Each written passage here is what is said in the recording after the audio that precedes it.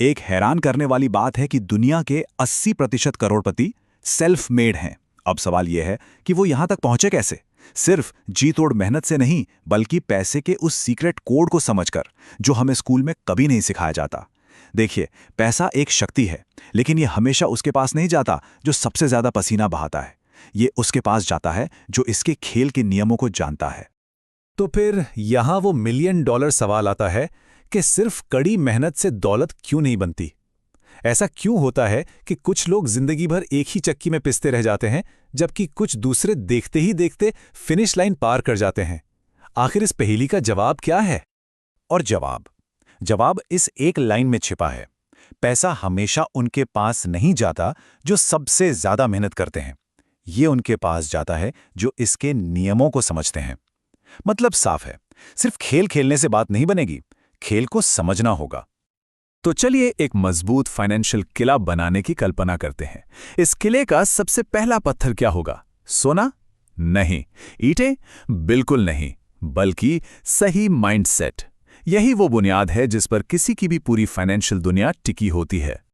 इसे ऐसे समझिए, एक तरफ है आज ही नया फोन खरीदने की खुशी, और दूसरी तरफ उसी पैसे को एक ऐसे स्टॉक में लगाने का सब्र जो 10 साल में शायद 10 गुना बढ़ जाए।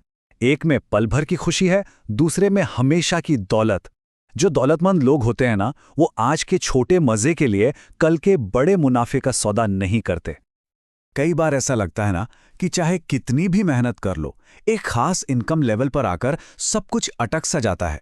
बस इसी को कहते हैं सोच की सीमा या थॉट सीलिंग। ये एक खुद की बनाई हुई अदृश्य दीवार है जो किसी भी इंसान को आगे बढ़ने से रोकती है। एक बहुत ही पावरफुल आइडिया है। इसका मतलब यह है कि किसी की भी कमाई की क्षमता असल में उसकी स्किल या मेहनत से उतनी नहीं बंधी होती जितनी उसकी सोच के दायरे से बंधी होती है।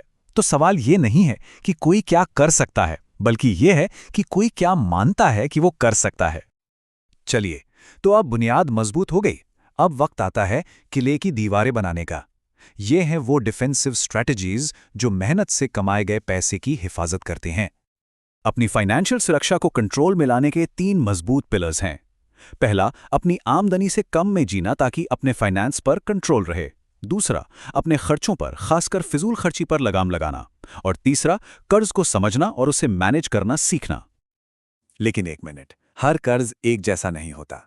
कुछ कर्ज, जैसे बिजनेस लोन या एजुकेशन लोन, भविष्य के लिए एक अच्छा इन्वेस्टमेंट है जो कमाई बढ़ा सकते हैं।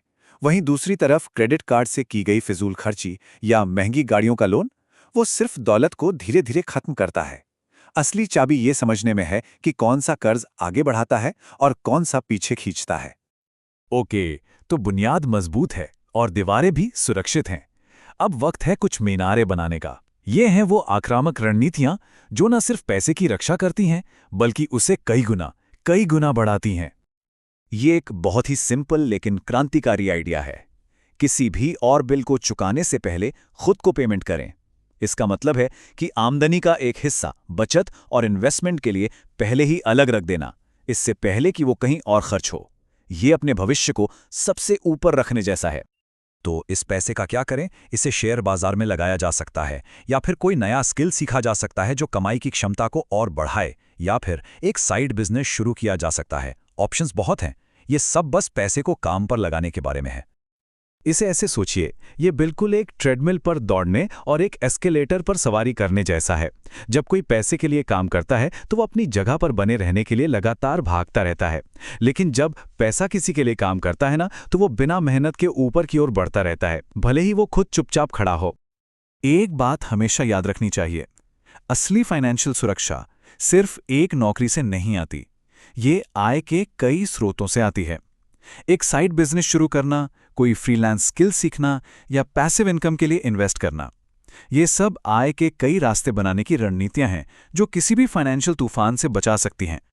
अमीर लोग अपने पैसे को किसी अंधेरी, धूल भरी तिजोरी में बंद करके नहीं रखते। वो जानते हैं कि बेकार पड़ा हुआ पैसा एक मरते हुए पैसे की तरह है, जो धीरे धीरे महंगाई और हाथ से निकले मौकों की वजह से दम तोड़ देता है। दौलत तब बनती है जब पैसा स्मार्ट इन्वेस्टमेंट के जरिए लगातार घूमता रहता है, सर्कुलेट होता रहता है।